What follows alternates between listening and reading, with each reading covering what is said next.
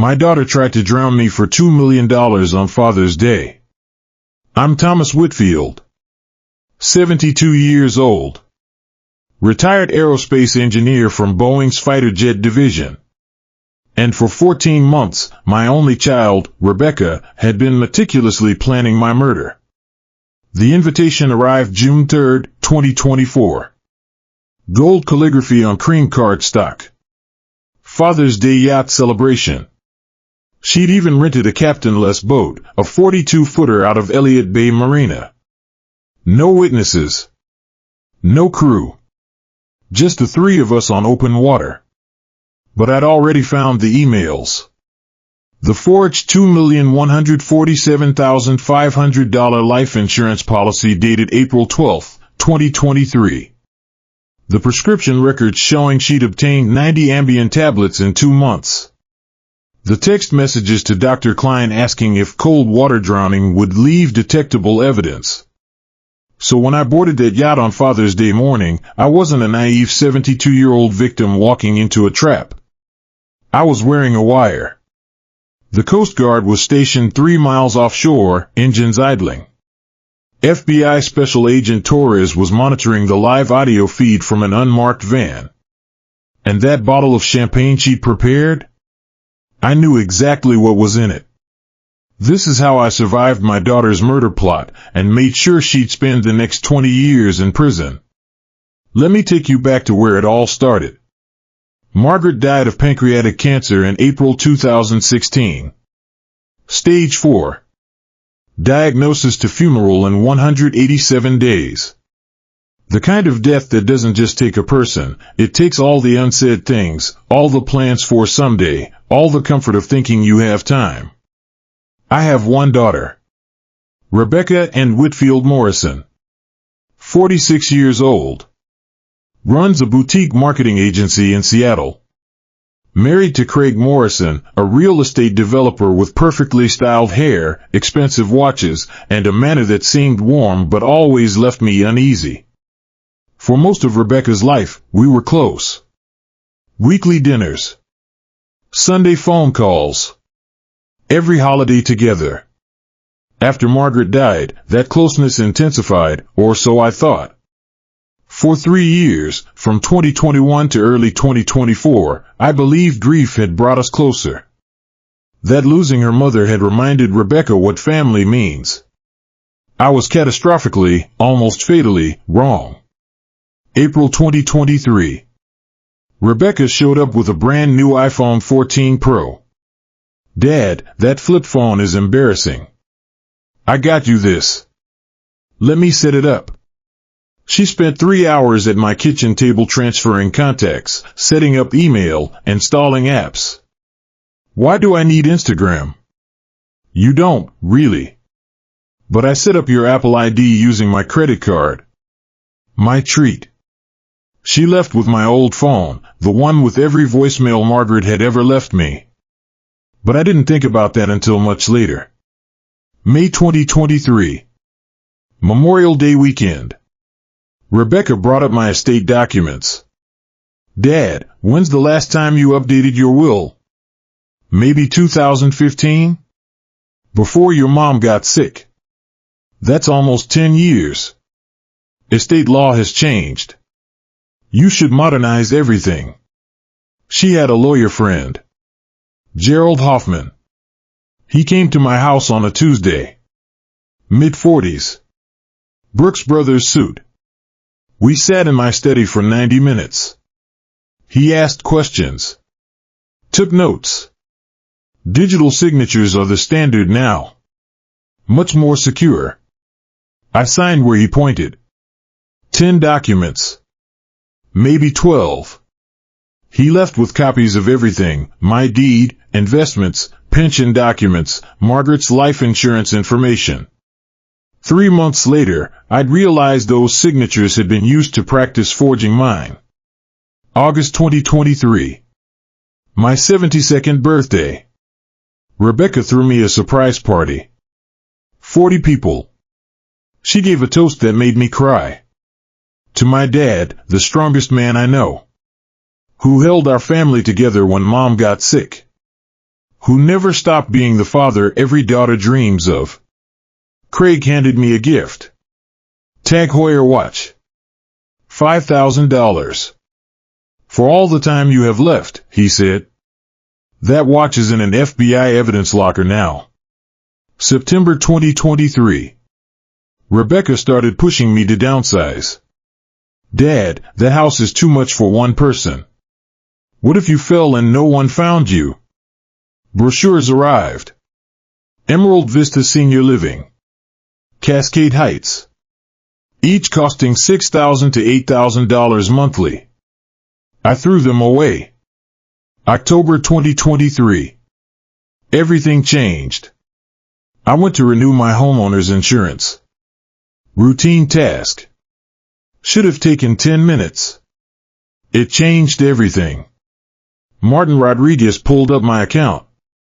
Stared at his screen. Looked at me. Back at the screen.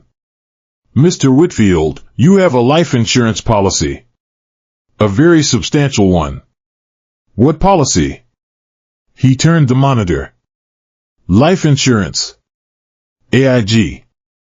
$2,147,500. Beneficiary, Rebecca Whitfield Morrison.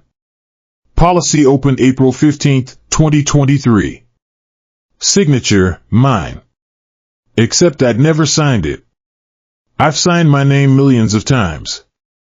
32 years of engineering blueprints. I know exactly how I write. The loop in Thomas. The left-handed slant of Whitfield.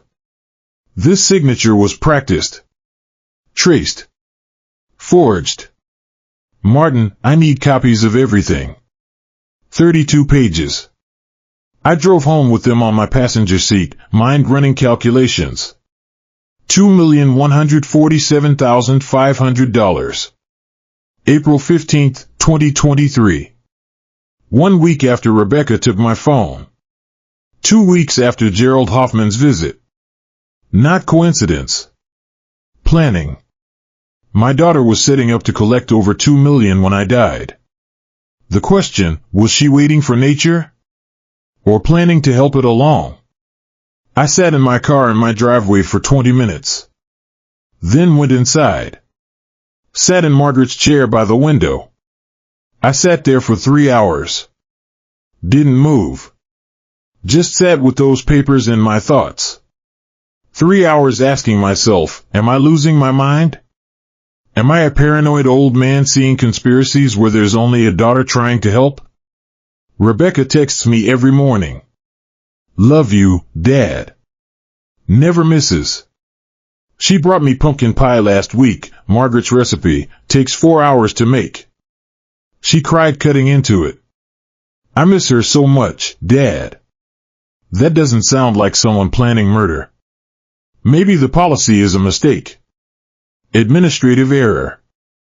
Maybe Gerald opened it and forgot to mention it. Maybe someone at the bank mixed up files. If I hire an investigator, if I start digging into Rebecca's life, and I'm wrong, I'll destroy the only family I have left. Rebecca will never forgive me. But if I'm right, my daughter is planning to kill me. And doing nothing means walking toward my own murder with eyes open. I looked at Margaret's photo on the mantel. Tried to imagine what she'd say. She'd say, trust your instincts, Tom. I picked up my phone. Called James Chen, an old Boeing colleague. James, that investigator your daughter used. Patricia something. Can you give me her number? Tom, what's wrong? I need it, James. The choice was made. I found Patricia Cole. Ex-FBI, financial crimes. Late 50s. Sharp eyes that cataloged everything when she came to my house. She sat at my kitchen table for 40 minutes, reading every page twice. Mr. Whitfield, someone is setting up to collect on your death. What I need to determine is whether they're waiting for natural causes or actively planning to accelerate the timeline.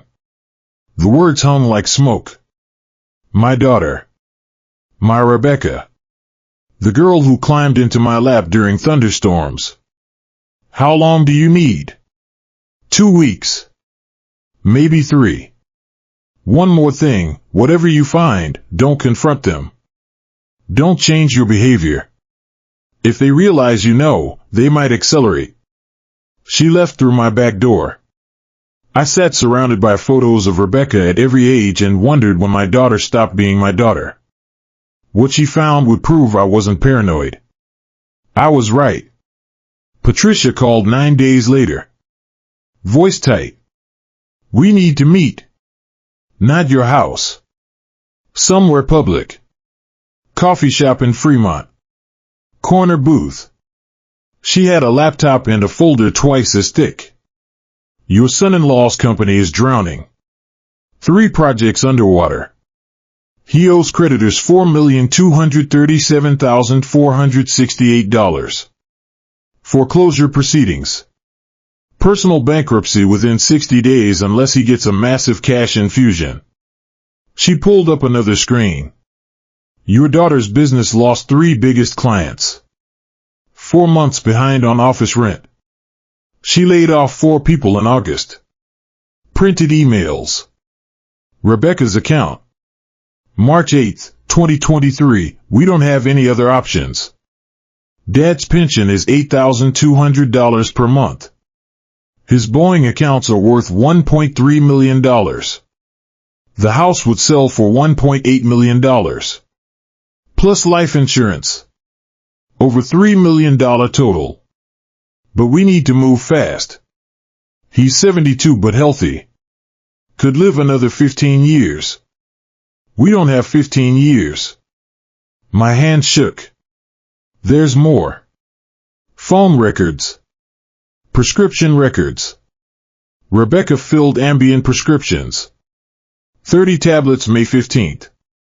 Another 30 June 12th. Another 30 July 8th, 90 tablets in 2 months. No history of sleep disorders. Where are they? Surveillance photographed her disposing of crushed tablets in her trash. 3 separate occasions. She's not taking them. She's practicing. Text messages. Unknown number. May 17, 2023. Rebecca, how much sedative would be undetectable? Unknown, for what purpose? Rebecca, elderly man. 72, 180 pounds. Good health. Unknown, 5 crushed Ambien tablets and alcohol. Drowning would appear natural. Cold water causes cardiac arrest. 15 to 20 minutes to unconsciousness.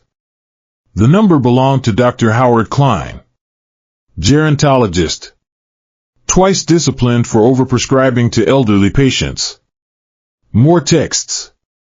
September 22nd, Craig, he's being stubborn about the house. September 22nd, Rebecca, then Plan B, Klein says it can look natural. September 22nd, Craig, you sure you can do this? He's your father. September 22nd, Rebecca, it's him or bankruptcy. We lose everything. He's 72. He's lived a good life. Mom's waiting for him anyway. The next one would break something in me I didn't know was still intact. I stopped breathing. Patricia's voice was gentle. Mr. Whitfield. She used Margaret. My voice didn't sound like mine. She used my dead wife, her own mother, to justify murdering me. I know. Margaret spent 6 months dying. 187 days of chemo and pain. Rebecca sat by her hospital bed. Held her hand. Promised she'd take care of me. Margaret died believing that. Patricia closed the laptop. And now she's using that. Using Margaret's memory to justify watching me drown. That's when I understood. The daughter I knew was gone. This person planning my death could talk about murdering her father like remodeling a kitchen. Someone who could say Mom's waiting for him anyway and mean it. One more text exchange. September 22nd, Craig, how exactly? September 22nd, Rebecca, Father's Day. Yacht rental, no captain. Pills and champagne offshore. Water accident. Coast Guard finds him too late. We're devastated. Insurance pays in 6 to 8 weeks. Father's Day. My birthday. The day I became a father, holding Rebecca at 3:47 a.m. while Margaret slept. They were going to kill me on Father's Day. Mr. Whitfield, go to the police. Right now. I stared at those texts. Not yet. Sir. I need them on record. Evidence that'll hold up beyond any doubt. I looked at Patricia. Can you wire me? FBI-grade surveillance? You want to go to the yacht party? I want them caught in the act. Evidence so overwhelming no defense attorney can create reasonable doubt. If something goes wrong. I've been designing safety systems for fighter jets since before Rebecca was born. I know how to survive hostile situations. Patricia was quiet. Then nodded. FBI. Coast Guard. DA's office. This has to be coordinated perfectly. Set it up. Mr. Whitfield? I'm sorry. She's your daughter. I looked at my reflection in the window. 72. Gray hair.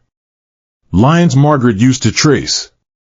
She stopped being my daughter when she Googled how to make drowning look accidental. The next 6 weeks were the longest of my life. Patricia assembled the team. FBI Special Agent Maria Torres, Financial Crimes. Coast Guard Lieutenant Commander James Park. King County Deputy DA Lisa Thornton. Tech Specialist David, who installed surveillance equipment I couldn't see even when he showed me where it was. They came through my back door after dark. We planned in my basement with the TV on upstairs in case Rebecca dropped by, which she did twice, bringing dinner once, just checking in another time. Both times I sat across from her making conversation while federal agents analyzed her murder texts in the room below us. The wire captures everything within 20 feet, David explained. Audio and GPS real-time upload. We'll have everything. Coast Guard maintains position 3 miles offshore, Park said. 4 minutes response time. Close enough to reach you. Far enough to stay invisible. We need them to verbally confirm intent, DA Thornton emphasized. We need them to say, out loud, recorded, what they're planning and why. What if they don't? We still have conspiracy, fraud, elder abuse. 20 to 30 years. But if we get them confirming the murder plan in their own words, we're doing this for the money, we need him dead, that's attempted first-degree murder. That's life. Agent Torres leaned forward. At any point, if you feel unsafe, if anything goes wrong, you say one word, Margaret. That's the abort signal. Every resource converges immediately. Understood. We'll have backup Agent Rodriguez as a recreational boater within half a mile. If something goes catastrophically wrong, he can be alongside in 90 seconds. He's armed. They were thorough. Professional. But they were also preparing to watch a daughter target her father, and everyone understood the wrongness of what we were doing, not the investigation, but the fact that it was necessary at all. I had to act completely normal for 6 weeks. That was the hardest part. Rebecca texted every morning at 7:15 a.m. Love you, Dad. Red heart. I replied. Love you too, honey. She called every Sunday. We talked about work, weather, the Mariners. She asked about my health with concern that now made my skin crawl. You sound tired, Dad. Any chest pains? Translation, are you dying yet? Any chance this happens naturally? Just old age, sweetheart. You're not old. 72 is young. You will probably live to 95. But not young enough when they needed money in 6 months. Craig started joining Sunday dinners again in November. Tom, thought any more about downsizing? Saw an incredible condo in Queen Anne. Water views. HOA handles everything. I'm not ready. Rebecca jumped in seamlessly. Dad, we're worried. That house is so much for one person. What if you fell? What she meant, what if you die naturally before we execute our plan? I'm staying. They exchanged a look. The kind that meant they'd discuss this later. The kind that probably preceded texts to Dr. Klein. December brought Christmas. Rebecca insisted I come to their Bellevue house. Everything decorated like a magazine. 12-foot tree. Everything perfect. Everything expensive. Everything bought with money they didn't have. Craig made prime rib. Rebecca poured $200 Cabernet. We opened gifts by the gas fireplace. Rebecca gave me a framed photo. Her and Margaret at Pike Place Market in 2012. Laughing. Arms around each other. I found this on an old hard drive. I thought you'd want it.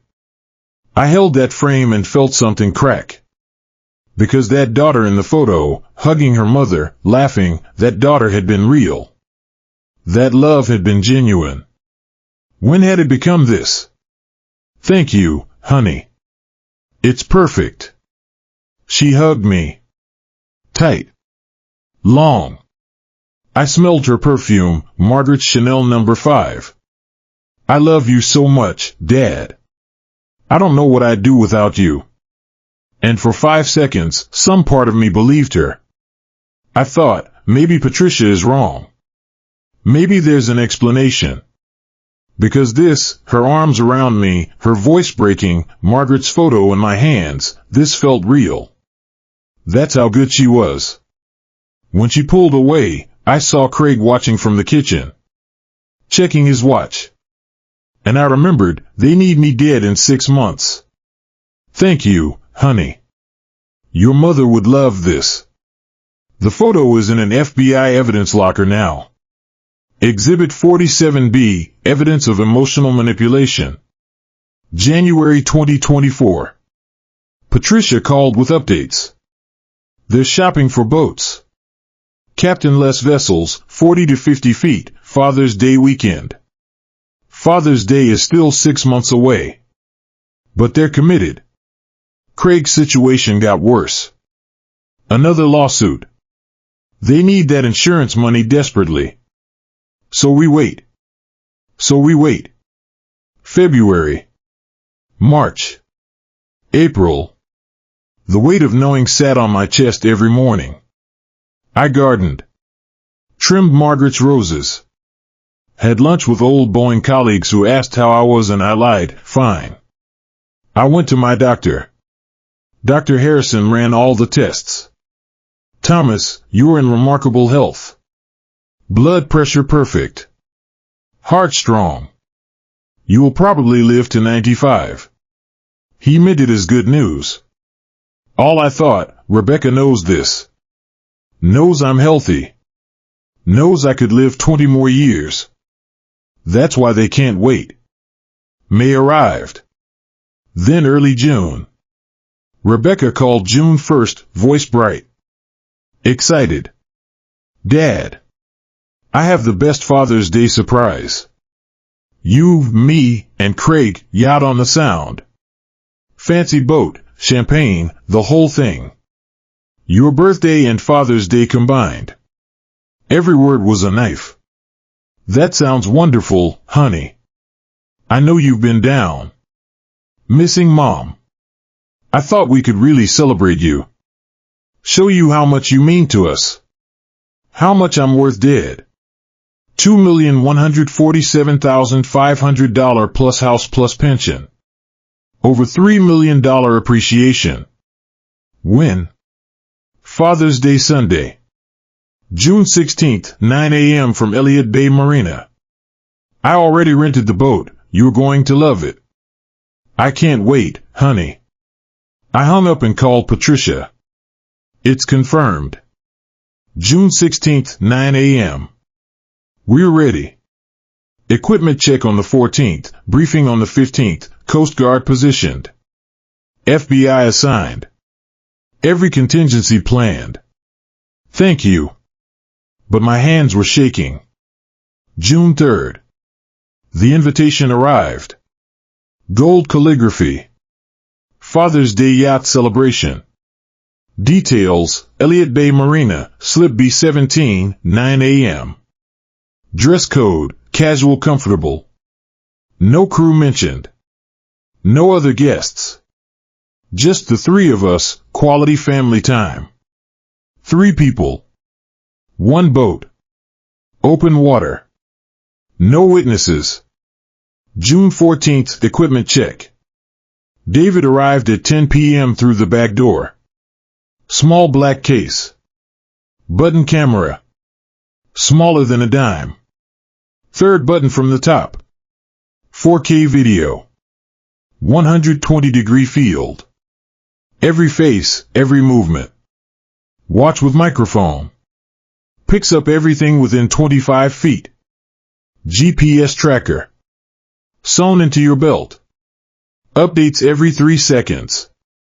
He made me practice. Put on the shirt. The watch. Walk around.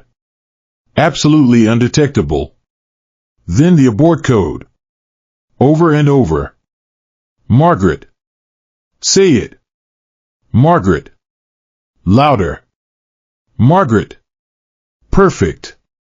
You say that word and everything converges. 4 minutes maximum. He left after midnight. I sat with surveillance equipment worth $50,000 on my table and tried to imagine tomorrow. June 15th, final briefing. Torres and Thornton came at 8 p.m. We sat in my living room, me in Margaret's chair, them on the couch. They'll offer you champagne, Torres said. Based on client's consultation, 5 crushed Ambien in 1 bottle. Don't drink it. Even a sip could be dangerous. Let it touch your lips if you must. But don't swallow. Your safety is more important than evidence. What if they physically force it? Say Margaret immediately. At that point it's assault in progress. We don't wait. Torres leaned forward. Mr. Whitfield, this is extremely dangerous. We've mitigated every risk we can. But your daughter is planning to kill you. She's desperate. If something goes wrong, if they suspect, if they deviate from their plan, you could die before we reach you. I understand. Do you? Because once you're on that boat, you're trusting us. Trusting our timing is perfect. That our equipment works. That the weather cooperates. I looked at the photos on my mantle. Rebecca at every age. My daughter is going to try to kill me tomorrow. She's planned it for over a year. She's consulted with a doctor. She's practiced crushing pills. She's rented a boat for this purpose. She's going to hand me poisoned champagne and watch me drink it. I looked at them. I want her caught. I want her prosecuted fully. I want consequences so severe that every other person planning to murder their parents will think twice. So yes, I trust you. Torres nodded. Be at the marina by 8:45. We'll have eyes on you the entire time. After they left, I sat in the dark. Didn't turn on lights. Just thought about 72 years. The choices I'd made. The people I'd loved. The daughter I'd raised. Margaret's voice, be careful, Tom. I will, Maggie. I went to bed but didn't sleep. Just counted hours until dawn. June 16th, Father's Day. The day my daughter planned to murder me. I woke at 5:30. Showered. Put on the shirt with the camera. The watch. The GPS belt. Looked in the mirror. 72. Gray hair. Lines around my eyes. Looking at a man about to help catch his daughter. Margaret's voice, be careful. I promise. Couldn't eat. Made coffee. Drank 1 cup. Poured the second down the sink. Torres called at 7 a.m. Status check. Are you okay? As okay as I can be. We're in position. Coast Guard 3 miles northwest. Surveillance van in parking lot. Rodriguez launching at 8:45 from Shill's Hole. Every asset green. Say the word and we move. Understood. Mr. Whitfield? You're doing something incredibly difficult. Something most people couldn't do. That matters. Thank you. I hung up. Sat in Margaret's chair. Waited. Check my watch every 30 seconds. 8:28 a.m. Craig's Tesla in my driveway. Electric. Nearly silent. My daughter arriving to take me to my planned death. I stood. Took one last look around my house. Wondered if I'd see it again. Walked to the door. Opened it before Rebecca could knock. Dad. Happy Father's Day. Rebecca burst out and hugged me. Tight. I smelled Margaret's perfume. Happy birthday, Tom, Craig said. Firm handshake. Confident. The grip of a man who thought he was getting away with murder. Thanks for doing this. Are you kidding? You deserve to be celebrated. We drove to Elliott Bay Marina. Rebecca kept up cheerful chatter. Mariner's chances. A new restaurant. Normal conversation. Except she was driving me to a boat where she'd prepared champagne with Ambien. The boat is gorgeous, Dad. 42 feet. Top deck with incredible views. They stocked everything, cheese you love, crackers, Rainier beer. And champagne, Craig added. Can't celebrate without champagne. Can't celebrate without champagne, I agreed. My heart hammered but my voice stayed steady. 8:52 a.m. Elliott Bay Marina. Overcast but warm. Perfect June day. Tourists taking pictures. Normal people doing normal things. And me, walking toward where my daughter planned to poison me. Slip B-17. White hull gleaming. Second wind painted in blue script. The irony wasn't lost. Let me give you the tour. Rebecca was already boarding. Main deck with cushioned seating. Galley with bar. Lower deck with bathroom and cabin. Upper flybridge with captain's controls. Craig certified. We don't need crew, just us. More intimate. No witnesses. It's beautiful, honey. Only the best for you, Dad. She squeezed my hand. I searched for doubt, for some crack in the performance. Nothing. Just determination masked as love. Let's get underway. I want to show you the San Juans. Craig started the engine. Rebecca untied dock lines with practiced efficiency. We pulled away into open water. Coast Guard 3 miles out, hidden behind Blake Island, waiting. Torres in the van with headphones, listening through my watch. Rodriguez half a mile behind with fishing rods and a concealed pistol. And I was on a yacht with my daughter and her husband, with 5 crushed Ambien waiting in champagne. The wire was recording everything. I was about to give her the chance. Now I just had to stay alive long enough to catch them saying it out loud. We cruised north for 33 minutes. Past West Seattle. Past Alki Beach. Out into open water where Seattle became a distant postcard. Craig kept checking his phone. GPS coordinates probably. Making sure we were far enough offshore. Rebecca came up carrying a bottle. Moët Chandon. 3 flutes. This was it.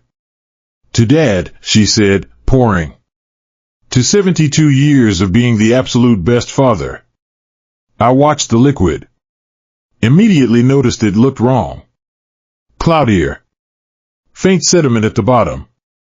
5 crushed tablets mixing imperfectly with carbonation. Craig raised his glass. To Tom. To family.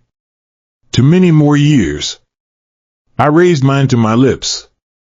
Let the champagne touch my mouth, felt the bitter chemical edge, but didn't swallow. Not a drop. Lowered the glass. Delicious. Rebecca's eyes tracked every movement. Drink up, Dad. It's moat. Really savor it. I am. Just making it last. Set it down. Pretended to look at the view. Seattle tiny now. We were alone on gray green water. Miles from help. Exactly where they wanted me. Craig steered us further out. Away from shipping lanes. Away from other boats. The isolation was deliberate.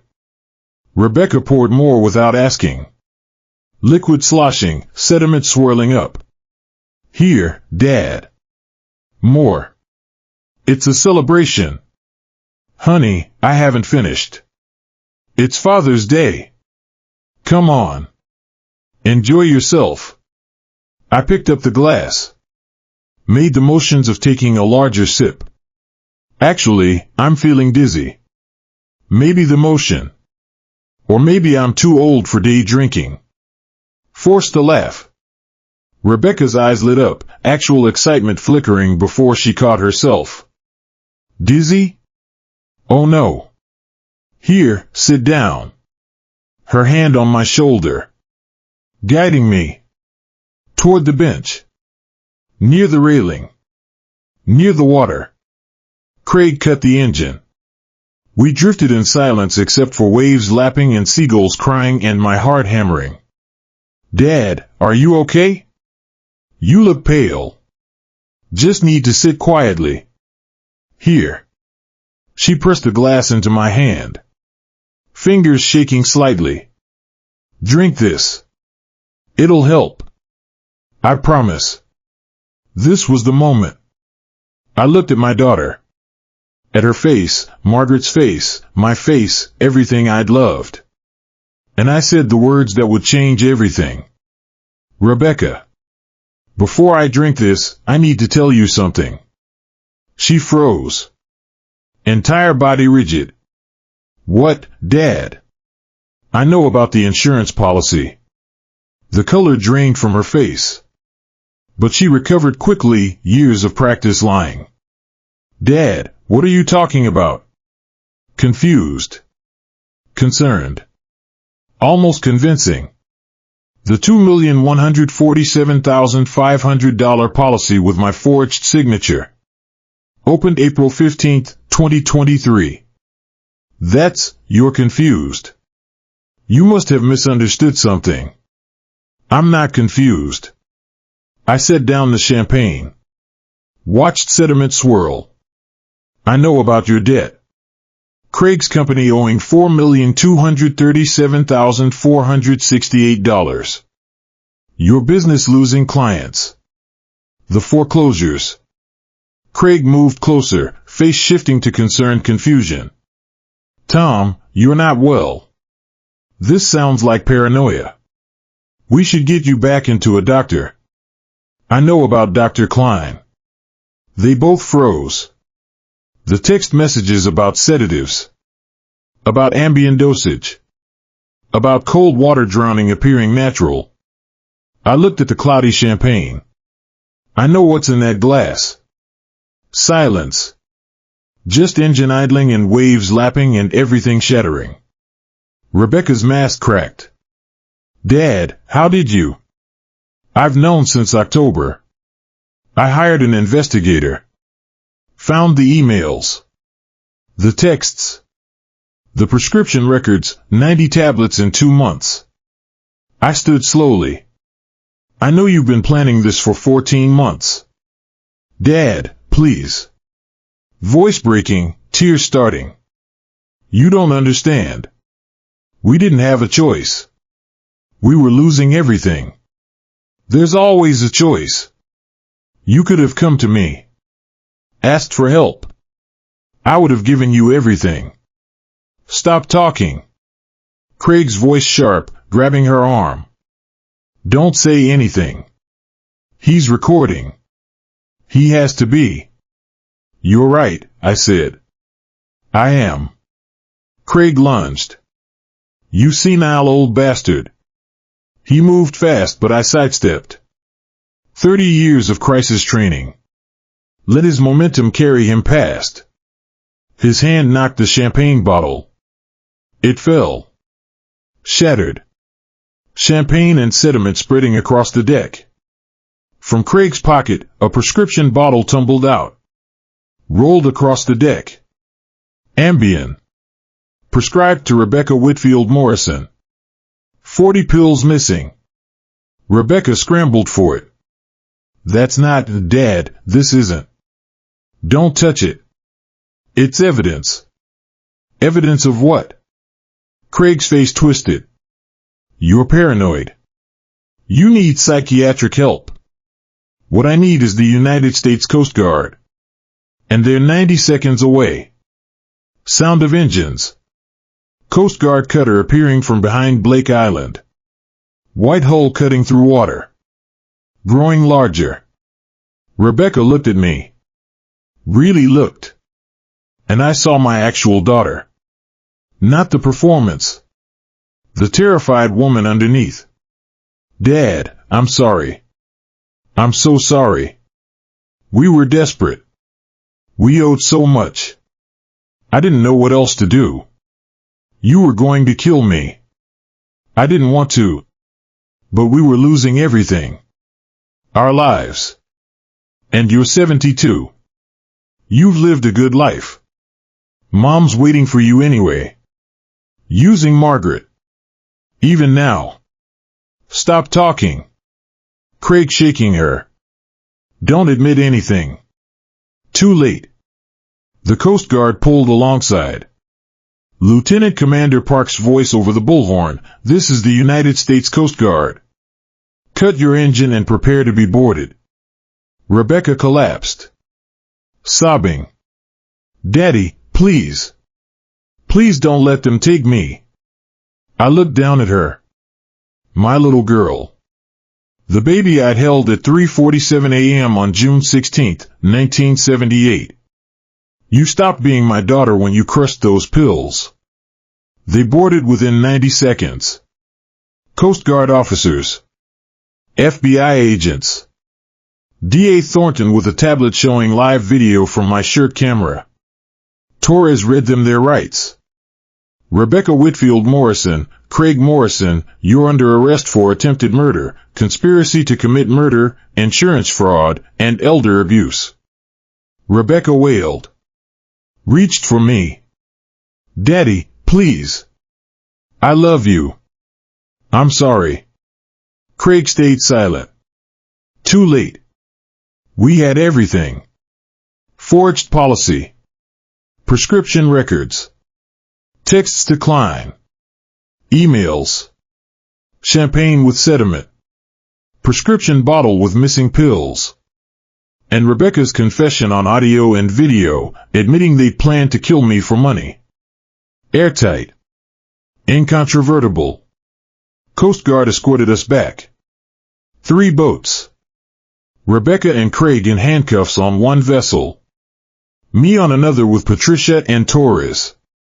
My hands finally started shaking. Mr. Whitfield, you did it. You got them. I survived, I corrected. There's a difference. I looked back at the other boat. At Rebecca crying.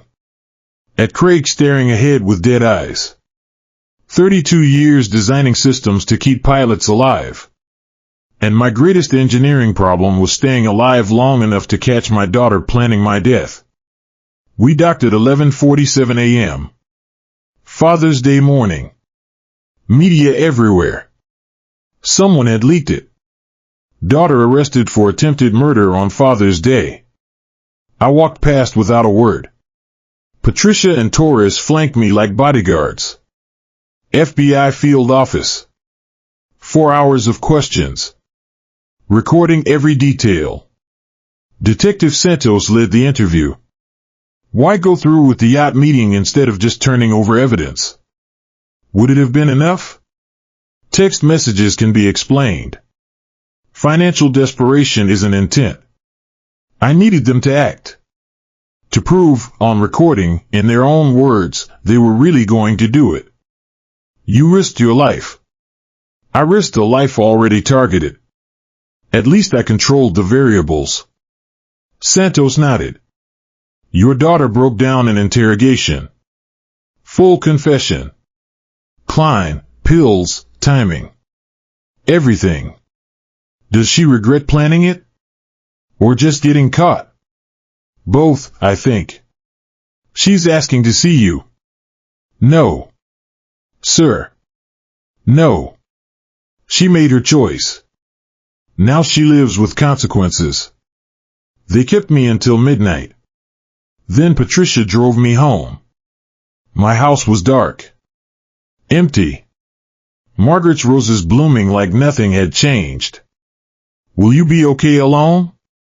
I've been alone for 8 years. This is just a different kind of alone. I went inside. Locked the door. Stood surrounded by photos of a family that no longer existed. And I cried for the first time since Margaret's funeral. Not for the daughter I'd lost, but for the daughter who'd never really existed at all. The trial came 6 months later. My lawyer Janet Kellerman was a shark. 62. 3 decades of elder abuse prosecution. Undefeated. They want a plea bargain. Craig's pushing for 15 years. Rebecca wants 12 with parole and 8. No deals. Trials are unpredictable. No deals. They plan to drug me. Watch me drown. Collect $2,147,500 and sleep peacefully. They don't get to negotiate out of consequences. Janet smiled. Sharp. I was hoping you'd say that. January 14, 2025. King County Superior Court. Judge Patricia Hendricks presiding. Stern woman, mid-60s, zero tolerance for manipulation. The prosecution's case was devastating. DA Thornton methodically presented every piece of evidence, the forged policy, bank records, emails, texts to Klein. The jury watched in silence. Dr. Klein testified. He'd taken a plea of 5 years for helping. She asked what dosage would be undetectable. I told her 5 crushed Ambien and alcohol. That cold water drowning would appear natural. The jury, 7 women, 5 men, ages 32 to 68, showed everything: shock, disgust, horror. When it was my turn, I walked to the stand. Placed my hand on the Bible. Swore to tell the truth. Mr. Whitfield, describe your relationship before June 2024. I thought we were very close. She called regularly. Texted every morning. I believed she loved me genuinely. When did you first suspect something was wrong? October 23, 2023. I discovered the forged insurance policy. Everything suddenly made sense. How did that make you feel? I looked at Rebecca. Crying silently. Betrayed. Disposable. Like my life had no value beyond a dollar amount. Why agree to go on the yacht? Because suspicion isn't proof. I needed evidence that would be undeniable. That would protect other elderly people from similar schemes. Silence. What did you discover? That she would. That they both would. That $2,147,500 mattered more than my life. That they'd planned every detail for over a year and would have gone through with it if I hadn't stopped them. 10 seconds of silence. Then, no further questions. Rebecca's attorney tried cross-examination. Young. Expensive suit. Desperate. You admit to secretly recording your daughter. Doesn't that suggest paranoia? I smiled. I'm 72, not senile. I spent 32 years designing systems that keep fighter pilots alive in combat. I'm capable of investigating fraud and attempted murder. Quiet laughter. Even Judge Hendricks almost smiled. No further questions. The jury deliberated 6 hours, 14 minutes. February 3, 2025. 4:37 p.m. Verdict. In the matter of Rebecca Whitfield Morrison. On attempted first-degree murder, guilty. Conspiracy to commit murder, guilty. Insurance fraud, guilty. Elder abuse, guilty. In the matter of Craig Morrison, guilty on all counts. Rebecca collapsed, screaming, "Daddy, no! Please!" I sat feeling nothing. No satisfaction. No relief. Just vast emptiness where my daughter used to be. Sentencing. February 17, 2025. Judge Hendricks looked at Craig with contempt. You exploited an elderly man's trust to orchestrate premeditated murder for financial gain. You showed no remorse until caught. I sentence you to 25 years. No parole for 20 years.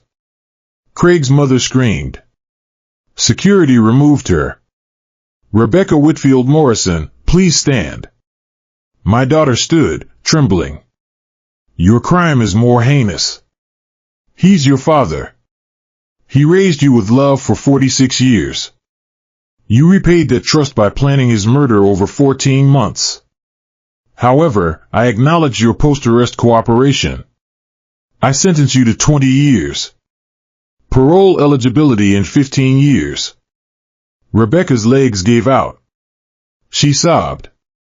Daddy, please. Judge Hendricks turned to me. Would you like to make a victim impact statement? I stood. Walked to the podium. Your Honor, my daughter asked if I could ever forgive her. Rebecca looked up.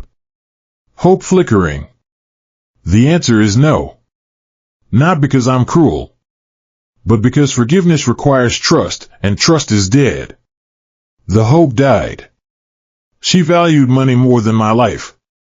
That's what this trial proved. She saw me as an obstacle. An asset. A problem to eliminate. I gripped the podium. But I want to say something to everyone watching. Elder abuse is an epidemic. Adult children drugging parents. Spouses forging documents. It happens every day, and most victims can't fight back like I did. It happens because we've created a culture where aging is a burden. Where elderly parents become obstacles to wealth transfer. Where human life has a dollar value. My daughter became capable of murder. But society created the conditions that made her think it might be acceptable. I turned to Rebecca. You're going to prison. Maybe you'll change. Maybe you won't. But I want you to know one thing. I leaned forward. Your mother would be ashamed of you. And so am I. Rebecca let out a wail that echoed off the walls. Guards led her away, still screaming. I sat. Felt Patricia's hand on my shoulder. Judge Hendricks banged her gavel. This court is adjourned. It was over. 3 years passed. I joined a support group for elder abuse survivors. Lutheran church basement. Thursday evenings. 15 people. Bad coffee. All over 60. All betrayed by family.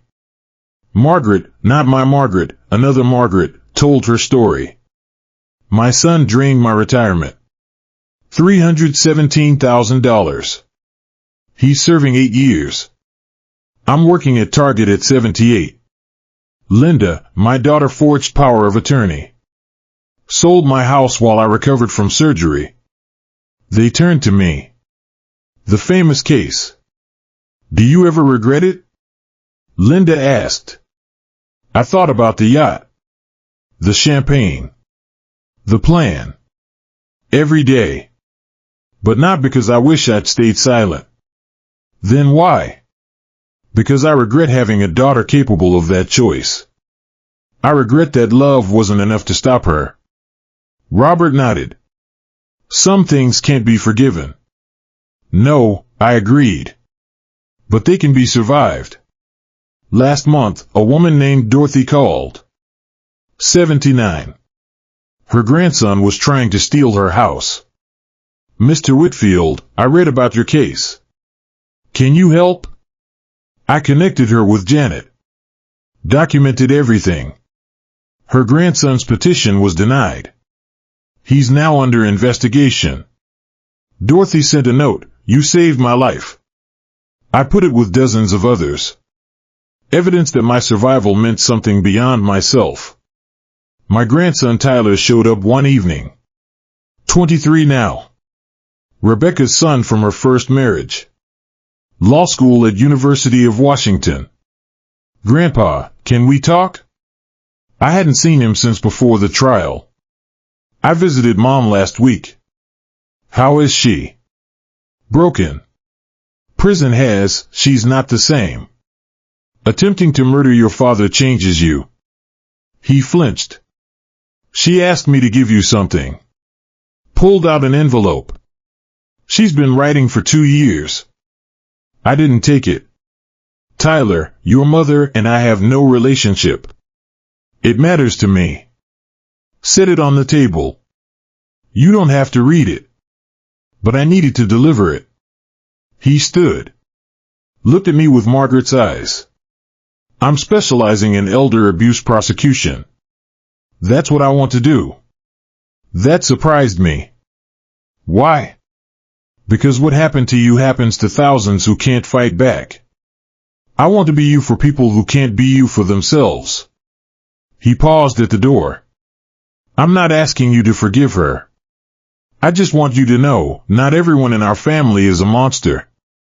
After he left, the envelope sat for 8 days before I opened it. 47 pages. Rebecca's handwriting deteriorating from neat to barely legible. Most was what I expected. Therapy language. Rationalizations. But the final page.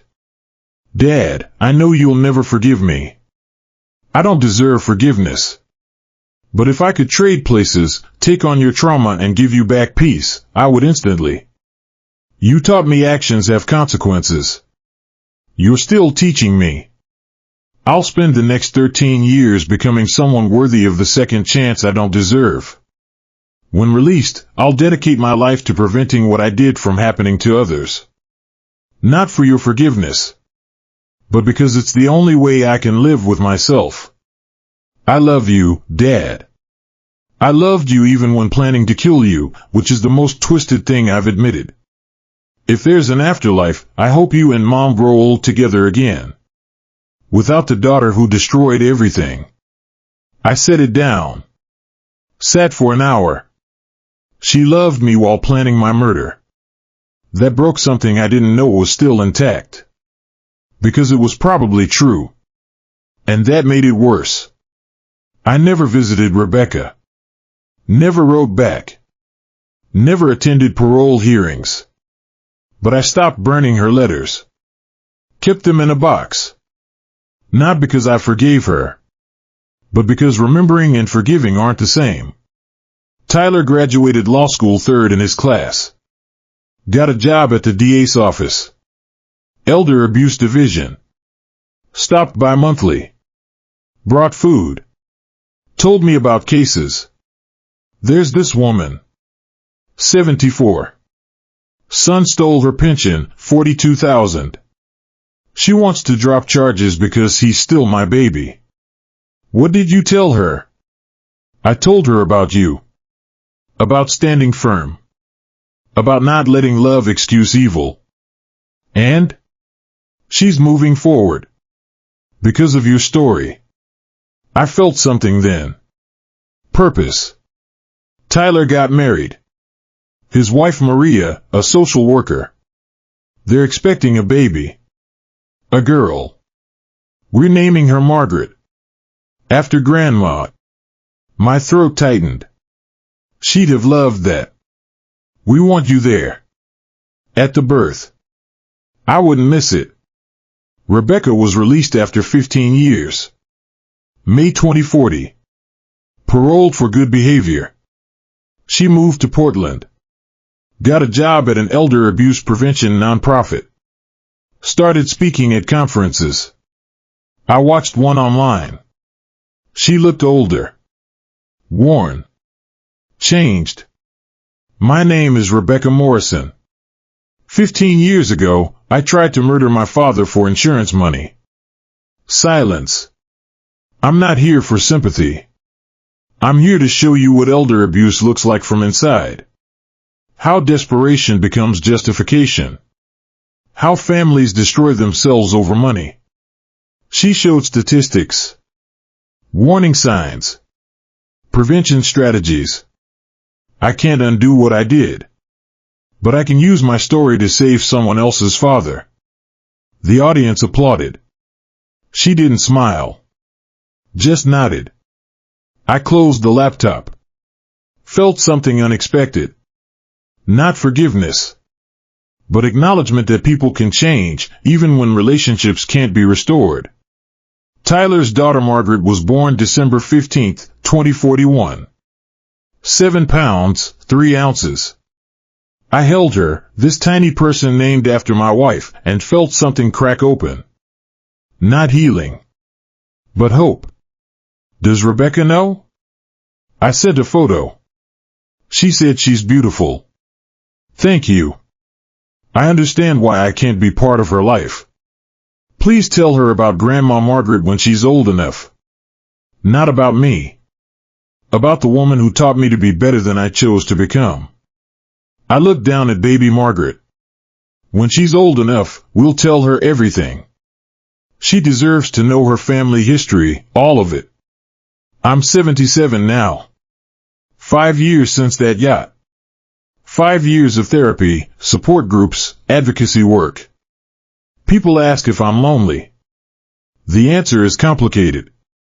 Yes, I live alone. But I'm not empty. I volunteer at a senior center. Serve on boards. Consult with law enforcement. Mentor victims. Rebecca and I have never spoken. Not once. But Tyler passes information. Mom's working full-time. Started a fund providing free legal representation for seniors. That's good work, I said. And meant it. Not forgiveness. But acknowledgement. On my 77th birthday, a package arrived. Portland postmark.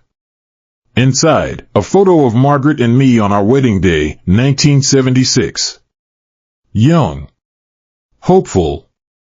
On the back, Mom would want you to remember this. Not what came after. R. I placed it on my mantle. Next to Tyler's wedding photo. Next to baby Margaret's picture. Not because I forgave Rebecca. But because Margaret deserves to be remembered for who she was, not just for what her daughter became. Both truths can exist. That's what survival looks like. That's what healing means. I'm writing this from Margaret's garden on a June morning. The roses are blooming, pink and white and red, just like she planted them. Baby Margaret is 6 months old.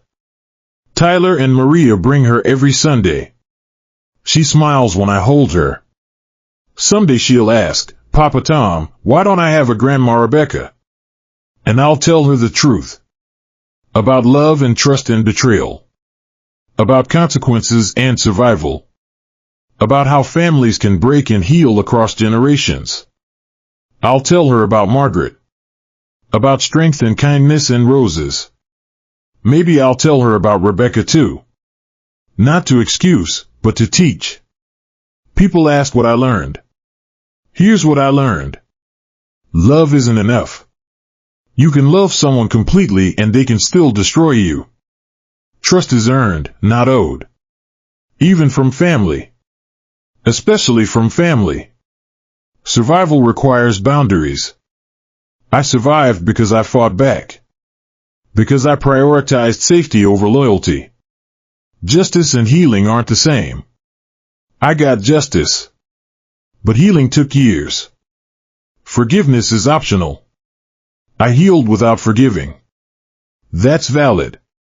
That's my choice. Your story can help others. My case helped pass legislation. Inspired victims to fight back. People can change without you. Rebecca's doing better. That's good. But it doesn't require my participation. Next week is Father's Day. 5 years since the yacht. Tyler asked what I wanted. Just lunch. You, Maria, and baby Margaret. Nothing fancy. Just family. That sounds perfect. Rebecca won't be there. That chair remains empty. Some choices have permanent consequences. But there will be laughter. And love. And a 6-month-old named Margaret who represents hope. That's the real victory. Not revenge. Not even justice. Just refusing to let evil have the final word. Choosing survival over surrender. Building something new from broken pieces. The roses are blooming. The sun is rising over Seattle. And I'm still here, 77 years old and grateful for every day I survived to see. My daughter tried to kill me. But I'm the one who gets to grow old. I'm the one who gets to hold my great-granddaughter. I'm the one who gets to watch roses bloom and families heal. I'm the one who gets to help other victims find their voices. That's justice. That's survival. That's enough.